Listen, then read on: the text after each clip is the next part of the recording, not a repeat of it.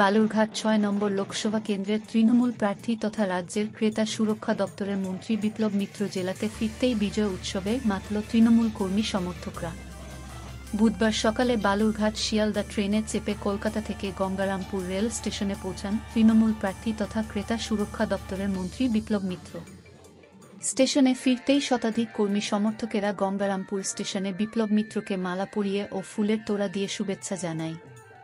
পাশাপাশি band party বাজিয়ে Gangarampur station থেকে র্যালি করে গোটা শহর পরিক্রমা করে গঙ্গারামপুর শহরের নিউ মার্কেট এলাকায় অবস্থিত দক্ষিণ দিনাজপুর জেলা তৃণমূল কংগ্রেসের দলীয় কার্যালয়ে উপস্থিত হন বিপ্লব মিত্র। এরপরেই সংবাদ মাধ্যমের মুখোমুখি হয়ে তৃণমূল প্রার্থী বিপ্লব মিত্র জানায়, উন্নয়নের নিরিখেই ভোট দেবে জনগণ।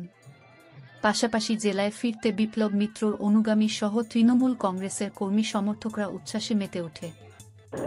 আমি কেবলমাত্র আজকে ব্যাক করে নামবো সকালবেলা, এইটা জানবার পরেই স্বতঃস্ফূর্তভাবে চারিদিক থেকে যেভাবে তৃণমূল কংগ্রেসের সমস্ত কর্মীরা এবং তার সঙ্গে সাধারণ মানুষ উৎসুক নিয়ে যেভাবে আজকে স্টেশনে উপস্থিত হয়েছে হাজারে হাজারে, এর দ্বারা প্রমাণ হয় যে মানুষ চাইছেন যে এই লোকসভা কেন্দ্রে আমি প্রতিদ্বন্দ্বিতা করি এবং এখান থেকে যাতে লোকসভায় একজন মানুষ যেতে পারেন যিনি আমাদের জেলার মানুষের কথা বলবেন এবং জেলার মানুষের বিভিন্ন দিনের যে বঞ্চনা, সেই বঞ্চনার ব্যাপারটা নিয়ে পার্লামেন্টে সোচ্চার হবেন এবং কেন্দ্রীয় সরকারের কাছে আমাদের এই এলাকার মানুষের সার্বিক উন্নয়ন নিয়ে তিনি কথা বলবেন, দাবি করবেন।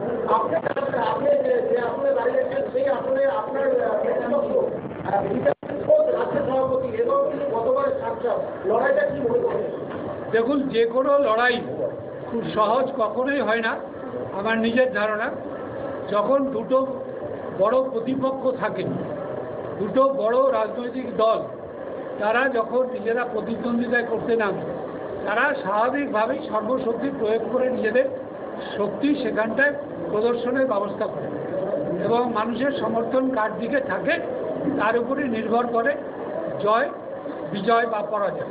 আপনার মূল লক্ষ্য কি থাকবে জেলার, মানে বিশেষ করে স্থানীয়ভাবে উন্নয়নের ক্ষেত্রে আপনার কোন কোন বিষয়গুলো আপনি নজর দিবেন? স্থানীয় যে কাজগুলো কেন্দ্রীয় সরকারের কাছ থেকে করানোর কথা, সেগুলো নিয়ে আমি সোচ্চার অবশ্যই হব। যদি আমাকে বালুরঘাট লোকসভা কেন্দ্রের মানুষ সেই সুযোগ দেন, পার্লামেন্টে গিয়ে তাদের হয়ে কথা বলার অধিকার দেন, তাহলে অবশ্যই আমি যেভাবে পশ্চিমবাংলার বিধানসভায় কথা বলে এবং মন্ত্রিসভায় কথা বলে যেভাবে সার্বিক উন্নয়নের জন্য চেষ্টা করেছি রাজ্য সরকারের মাধ্যমে, যেগুলো হওয়া সম্ভব, এবং আজকে এখানটায় প্রত্যেকটা ব্লকে ব্লকে কলেজ তৈরি করে দেওয়া, বিভিন্ন জায়গায় এই আমাদের দক্ষিণ দিনাজপুর জেলায় ইউনিভার্সিটি তৈরি করে দেওয়া, সুপার স্পেশালিটি হসপিটাল দুটো তৈরি করে দেওয়া, প্রত্যেকটা হেলথ সেন্টারগুলোকে আপগ্রেডেশন করে হসপিটালে কোনোটা 10 বেড, কোনোটা 20 বেড, কোনোটা 30 বেড, এবং বর্তমানে দুখানা এখনই হসপিটাল হতে যাচ্ছে 60 বেডে,